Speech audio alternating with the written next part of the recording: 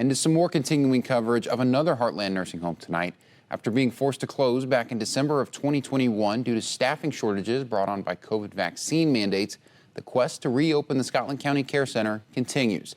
Back in the fall of 2023, the board began that very quest, and in November, Vice Chair Tara Schultz told me they were still waiting to speak to the Missouri Department of Health and Senior Services and trying to receive a letter of intent and certificate of need. When I caught up with Tara earlier this month, she told me that after meetings with the DHSS, they are still trying to get that certificate of need and are still being held up with several changes that need to be made.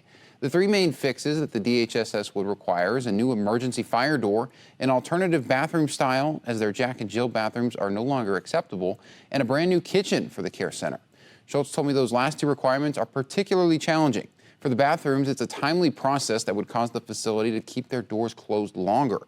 Schultz told me they're still trying to figure out a way around that, which could include keeping the bathroom the way it is and giving the resident 2 living rooms, which would limit the amount of residents the care center can take. As for the kitchen, the care center, which is attached to the Scotland County Hospital, has shared the kitchen with the hospital in the past, but the DHSS requires the care center to have their own.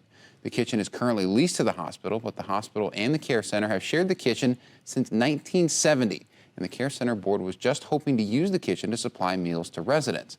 Schultz told me that she's hoping that the DHSS will meet them in the middle on the kitchen, saying, quote, "We're not going to build a $100,000 gourmet kitchen for 24 residents in RCF." The board is planning to split the care center into 3 different facilities: a residential care facility, RCF, an intermediate care facility, and a skilled nursing facility. Schultz told me that once all these changes are made, they're going to return to the DHSS for approval to renegotiate on the kitchen.